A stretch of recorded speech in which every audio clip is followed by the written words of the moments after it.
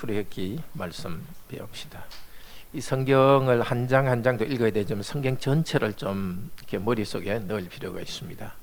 어떤 걸 외울 때는 하나하나 외우지 않고 무슨 판자처럼 이렇게 머릿속에 하는 게 좋습니다. 출애굽기는 크게 해서 두 개 판자로 이루어졌습니다. 1장에서 18장까지 판자 하나, 그 다음에 19장에서 끝까지 판자 하나. 되게 성경이 보면 두 개로 딱 이렇게 나눠집니다. 자, 19장부터는 1장에서 18장까지는 그 노예의 땅에서 벗어나서 시내산까지 가는 길입니다. 1장에서 19장.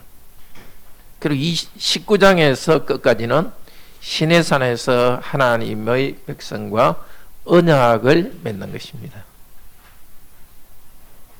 뭐라 그랬죠, 우리 중등부 학생? 시내산까지 가는 게 몇 장? 1장에서 18장까지고 시내산 언약 맺는 것이 19장부터입니다. 근데 앞쪽에도 두 개로 나눠집니다. 우선 이집트에부터 벗어나는 것, 벗어나는 것, 그게 15장까지 벗어납니다. 그 다음에 6, 7, 8은 시내산을 향한 여행입니다. 6, 7, 8은 시내산을 향한 여행입니다. 그 다음에 뒤쪽 부분도 두 개로 나눠집니다. 19장에서 40장인데요. 그것도 두 부분으로 나눠지는데 19장에서 24장까지는 그 율법을 주시고 언약을 만드는 겁니다. 저도 자꾸 하니까 이제 기억이 나요. 기억이 이렇게 돼서 이제 딱 머릿속에 이제 장이 나오는데요. 19장에서 몇 장까지? 24장까지는 언약을, 말씀을 주시고 언약을 맺는 것입니다. 그 다음에 25장에서 40장까지는 성막을 세우는 이야기입니다. 그러니까 언약은 두 부분으로 이루어졌다는 걸 그걸 통해 보면 알 수 있죠. 하나님의 말씀과 예배 두 부분으로 이루어져 있습니다. 자, 그러니까 오늘 우리가 할 부분 22장부터는 언약의 말씀을 주신 것 거기하고, 그 다음에 성막을 세우는 것, 그 두 가지 부분입니다. 22장 조금 이렇게 전체로만 쭉 훑어나가겠습니다. 제목이 언약, 과라온의 재산입니다. 먼저 쓰시고요.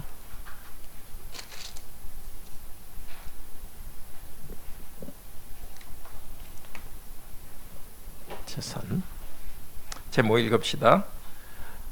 언약 말씀의 적용, 다른 사람 재산의 보호와 성, 하나님의 경배, 하나님께 경배. 언약 말씀 그 자체는 십계명이거든요. 십계명은 20장에 나옵니다. 그러니까 20장에 나온 말씀을 적용하는 것이 21장, 2장, 3장이에요. 그것도 자꾸 외우세요. 1장, 2장, 3장이 적용합니다. 십계명은 20이라 하면 좀 기억되죠. 출애굽기 20장이 십계명입니다. 그 기본은 그 헌법이라 할 수 있어요. 그걸 구체적으로 적용하는 법률과 같은 것이 21장, 22장, 23장입니다. 자, 다른 사람의 재산과 성을 보호하라 하는데 22장에 하나님의 백성으로서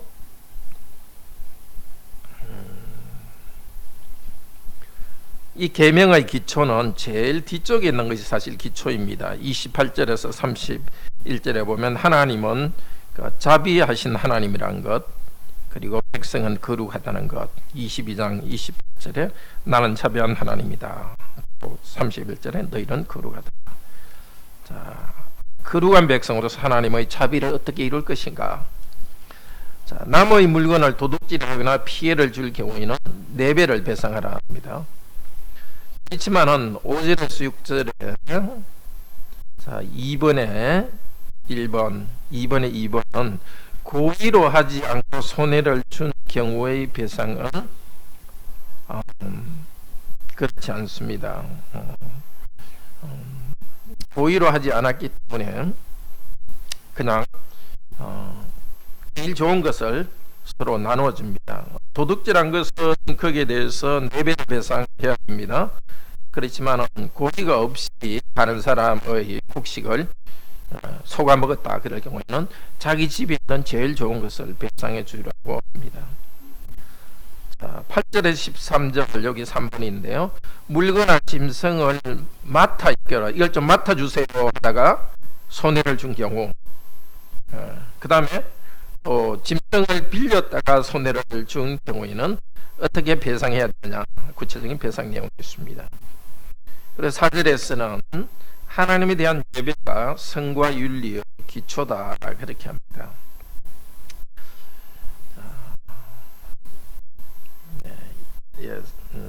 4번입니다. 16절에서 뭔가 절수가 좀 빠졌네요. 앞쪽에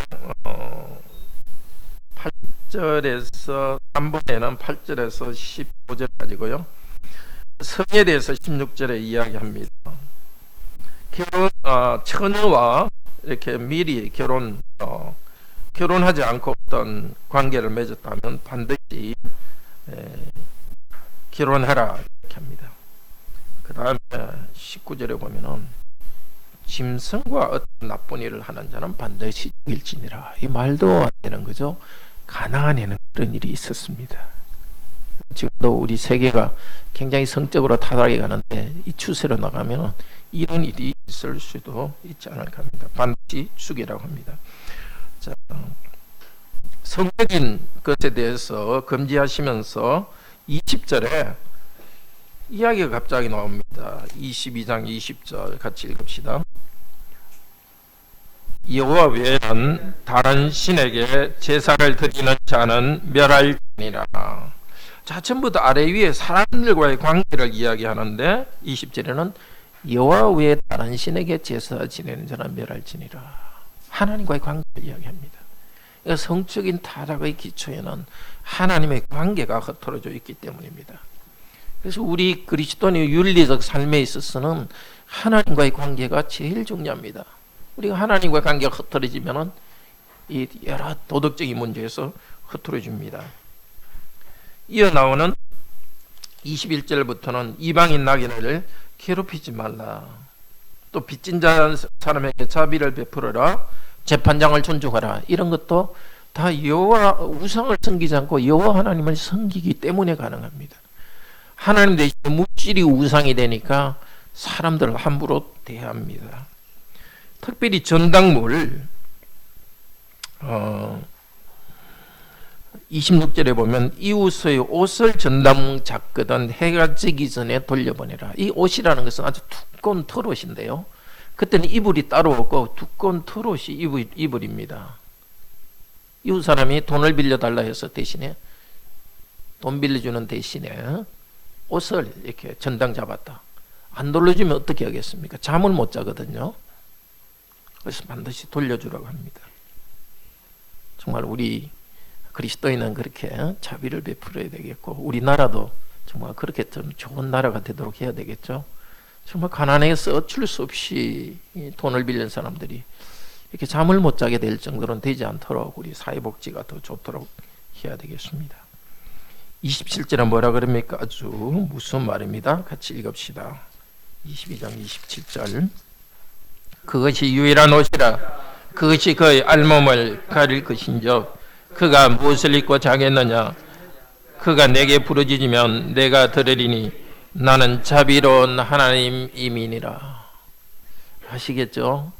정말 힘든 사람들이 물론 자기들이 가난해서 그렇지만 정말 너무 돈 때문에 자기가 빚을 져가지고 이렇게 잠도 잘 못하는 처지가 되면 하나님께 부르짖고 하나님께서는 그에 대한 그 보응을 돈을 빌려준 사람에 대해서 하겠다는 겁니다. 그러니까 정의로 우리는 어떤 사람이 돈을 빌려주면 받아야 되고 돈을 갖기 위해서 뭔가 담보를 해도 되지만은 정의만 해서는 아니고 자비로운 사람이 되어야 된다 합니다. 자비를 시행하지 않을 때는 하나님은 오히려 정의로 심판하십니다. 이 사랑과 정의의 관계를 잘 생각해 보십시오. 정의란 것은 사랑을 이루기 위한 수단이지 정의와 법은 사랑으로 이렇게 스며들어 있어야 됩니다. 우리 그리스도인 삶도 그러고 우리나라도 점점 그렇게 되도록 우리가 시민으로서 그렇게 해야 되겠죠. 23장 괄호안에는 공정한 재판입니다. 괄호안의 공정한 재판. 읽읍시다. 공정한 재판, 절기들, 가나안 땅을 주실 것에 대한 약속과 경고. 자, 재판을 할 때에 자, 2절에 보면 많은 사람이 의견이 그렇다고 해서 부당한 증거, 이거는 이제 증인으로 갔을 때 그렇다는 겁니다.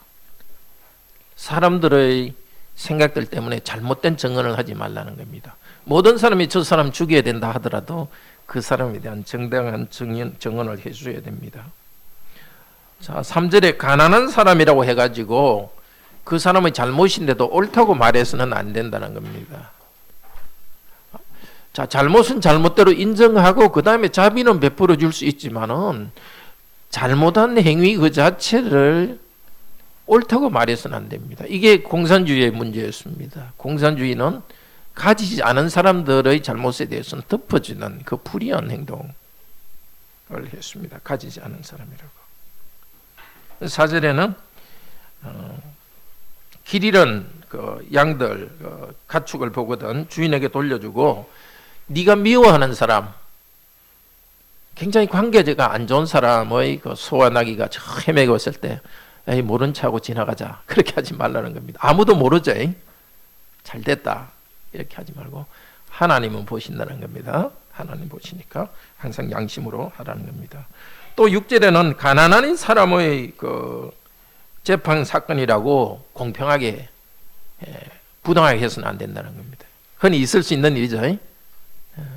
부자들한테는 재판 잘해주고 가난한 사람은 억울하게 해주는 그건 안 되고, 또 거꾸로 가난한 사람이라고 해가지고 잘못했는데도 잘했다고 말해서는 안 된, 정의롭게 해야 되겠습니다. 뇌물을 받지 말라. 뇌물을 받으면 눈이 어두워진다. 근데 우리 그리스도인에게 어떤 일에 대해서 감사할 때가 있습니다. 사업상 감사할 때도 있고, 그런데 미리 주면 뇌물이고요, 끝난 다음에 주면은 감사의 표시입니다. 가능한 어떤 일을 할 때도 미리 어떤 관계에 있는 사람한테 주지 말고 끝난 다음에 하십시오. 제가 몇 분들하고 식사를 가보니까 팁을 미리 주더라고요. 탁 이렇게 그것도 몰래 탁 지어주더라고요. 그래서 지어주면 잘해준다고. 그거는 너무 팁 받는 사람을 너무 좀 비인간적으로 대우하는 것 같아요. 팁 주려면 다 끝나고 나서 감사하도록 이렇게 해야지. 예. 자, 절기 10절에서 13절 안식일과 안식년에 대해서 이야기합니다. 다른 신의 이름을 부르지 말라 하고서 1년 3차에 10절부터 10 몇 절이죠? 안식년이 10절부터 13절이네요. 7년 동안 밭 갈고 6년 동안 밭 갈고 7년에는 밭을 갈지 말라. 참 하나님이 특별한 기적으로 해주겠다는 겁니다. 6년째에는 많은 곡식을 주셔서 7년 때에는 밭 갈지 않아도 될 수 있도록 해라 했는데, 그 이유는 땅을 너무 확대하지 말라는 겁니다. 그리고 덜짐승도 그냥 난 것을 먹도록. 이런 거 보면 참 그 하나님께서 세상에 대한 관점은 정말 자비롭다 할까요? 땅도 이렇게 막 계속해서 확대하지 않고 땅이 좀 회복할 수 있도록 해줘야 되고, 짐승들이 먹을 것이 없을 정도로 해주지 해서는 안 된다는 겁니다. 그걸 통해서 또 뭘 또 가르치겠습니까? 사람에 대해서도 너무 일을 부려가지고 소진할 정도로 해서는 안 되고, 또 사람들이 먹고 살 수 있도록 뭔가 자비롭게. 이걸 적용할 때는 대기업들이 조그만 그 가난한 사람들이 하는 그 자영업자들까지 다 뺏어가가지고 그런 그 일을 대기업들이 다 그런 체인으로 가져가는 거. 우리나라 골목 상권 보고하기 위해 하고 있는데 그건 참 자비로운 일이죠. 일곱째 나는 되는 날은 쉬라 그렇게 했는데 그 이유가 너도 쉬지만 여기서는 주로 뭐 때문입니까? 동물이 쉬고 내 종들과 그 자녀들이 숨을 흘리리라.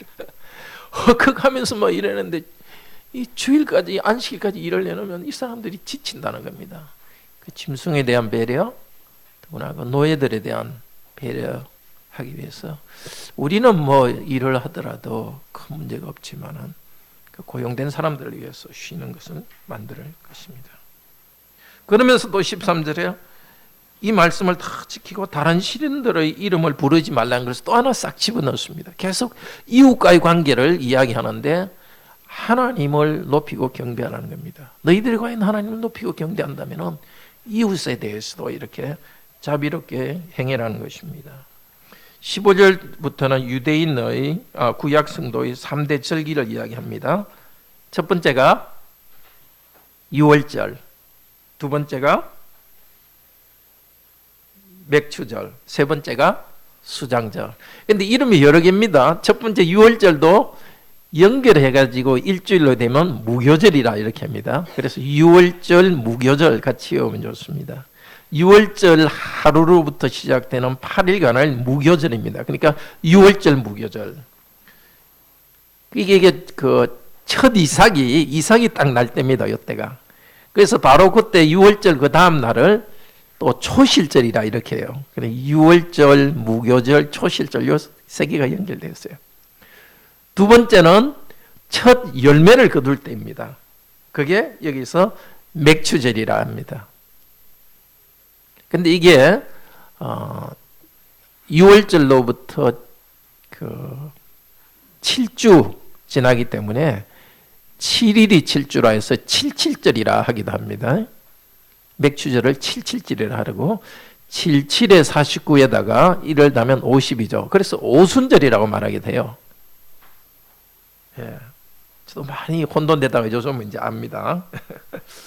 맥추절, 77절, 오순절 똑같습니다. 첫 곡식. 그 다음에 수장절은 그야말로 다 수확해서 곡식을 이제 창고에 드립니다.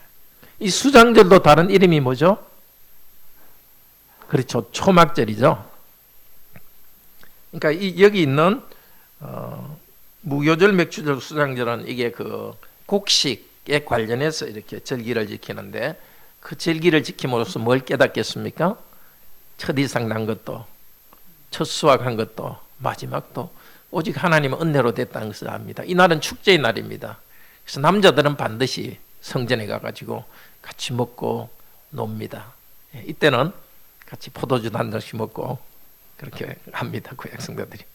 그리고 또 특히 고기를 이때는 다 그 화목제를 드리는데요. 화목제는 기름은 하나님께 완전히 불태웁니다. 그리고 화목제의 핵심은 하나님과 백성들이 함께 고기를 먹고 즐기는 날입니다. 그래서 고기는 일부는 제사장한테 주고 나머지는 다 같이 가족들이 나눠 먹습니다. 특히 그때에 가난한 사람들, 남편이 없는 사람들, 고아들, 또 외국인들, 또 레위인들 다 같이 나눠서 축제로 즐기는 날입니다. 자, 그리고 20절에서 33절은 하나님께서 은혜로 주신 약속의 땅에 인도하겠다는 것입니다. 21절에 보면은 20절 21절에 내가 보호하여서 너희 땅에 땅을 줄 것이다. 복을 주겠다 합니다. 그때 사자들이 너 앞쪽으로 보낼 테니까 그 목소리를 들어라. 자, 언약에 대해서 말합니다. 언약은 하나님과 우리가 서로 헌신하거든요. 하나님께서는 구약 백성들에게 땅을 주고 주겠다고 보호하겠다고 약속합니다. 하나님 백성들은 하나님 말씀에 순종해야 됩니다. 거기 가서 다른 신을 섬기지 말라 하시고 그 다음에 아주 중요한 게 있습니다. 29절에서 30절 23장 29절에서 30절 읽읍시다. 그러나 그 땅이 황폐하게 되므로 들짐승이 번성하여 너희를 해할까 하여 1년 안에는 그들을 내 앞에서 쫓아내지 아니하고 네가 번성하여 그 땅을 기업으로 얻을 때까지 내가 그들을 내 앞에서 조금씩 쫓아내리라.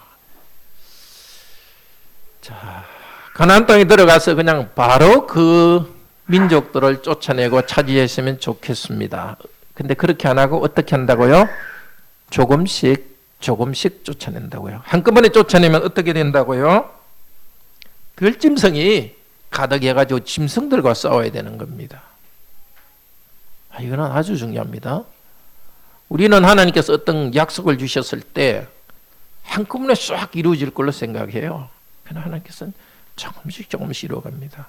더구나 어떤 잘못된 악한 사람, 잘못된 제도 이런 것들을 한꺼번에 확 바꾸고 싶어 합니다. 근데 알아야 될 것은 잘못된 제도, 악한 사람들이 거기 있지만 그 사람들이 하는 또 역할이 있습니다. 그걸 확 뒤집어 엎는 것을 혁명이라 그러죠. 그 혁명은 생각에는 뭘 바로 이룰 것 같은데 더 큰 무질서와 혼란을 이끌어냅니다. 그래서 항상 그리스도인들의 어떤 뭘 바꾸어갈 때는 뭐 교회도 그렇고 항상 점진적으로 이렇게 잘 바꾸어갑니다. 일단 정치제도를 이룰 때도 혁명을 선호하는 것이 아니라 우리는 점진적인 개혁을 선호합니다. 저희가 대학원 다닐 때는 이게 막수주의적인 혁명론이 아주 유행했는데 그때 저는 이 성경을 읽으면서 마르크스주의적인 것은 좀 잘못됐다 그 생각을 저는 이걸 보면서 했습니다. 근데 제가 좀 더 용기가 있었으면은 좀 더 앞서 나서 가지고 그 사람들과 논쟁하며 했을 텐데 지금 지나 보니까 그때 좀 더 앞에 나서 가지고 그건 좀 잘못됐다고 막수주의 그 친구들에게 좀 하지 못한 게 조금 후회되는 것도 있습니다. 그러니까 하나님 말씀은 사회 개혁에 대해서 직접 말하지 않지만은 이 빛과 지혜를 던져줍니다. 그러니까 우리 특히 학생 여러분들 정말 하나님 말씀을 잘 배우는 것이 여러분이 어떤 조직에 들어갔으나 또 기업에서 뭐든지 지혜롭게 할 수 있는 지혜를 줍니다.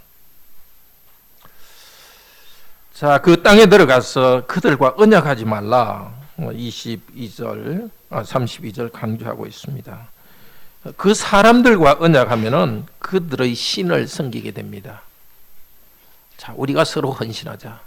그러면 그들의 신을 섬깁니다. 오늘도 우리가 믿지 않는 사람들과 친구가 되지만은 어떤 가치관을 똑같이 일치시키면 곤란합니다.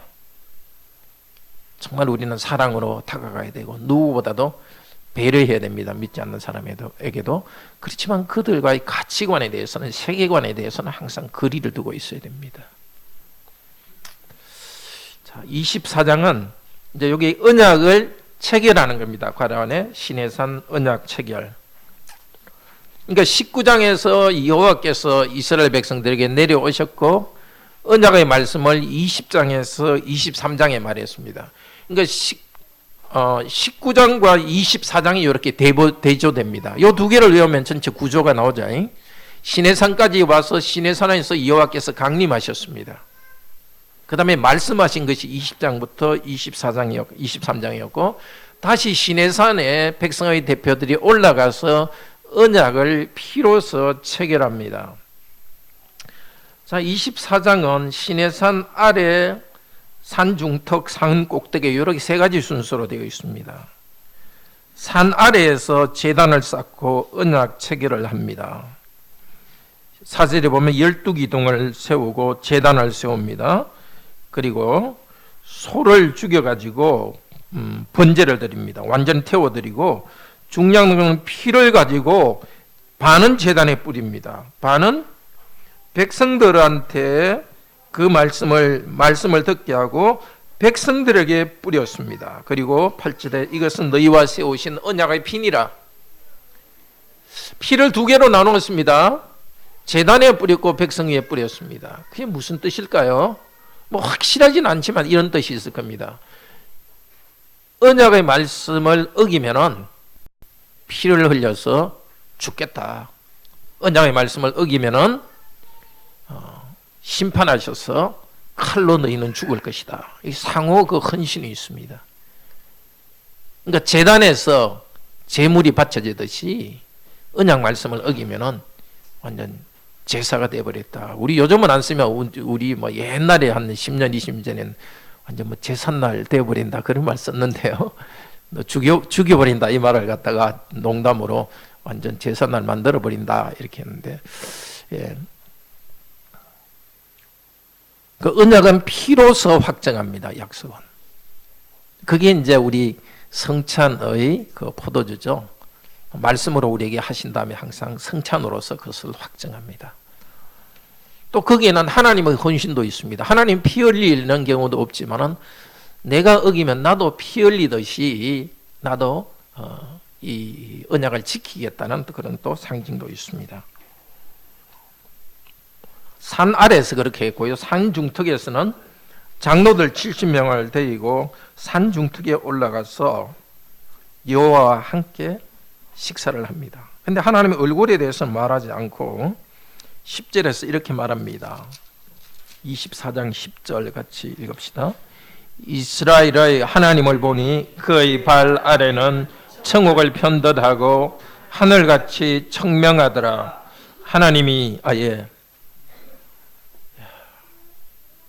정말 신비한 일이죠. 보이지 않는 하나님, 영이신 하나님과 먹고 마셨는데 얼굴은 보지 못했고 얼굴에 대해서는 말을 하지 않습니다. 봤는지 보지 않는지 말을 하지 않고 그냥 하나님의 밑에는 너무너무 푸른 그 옷과 같이 이렇게 뭔가 깔려 있었다는 거.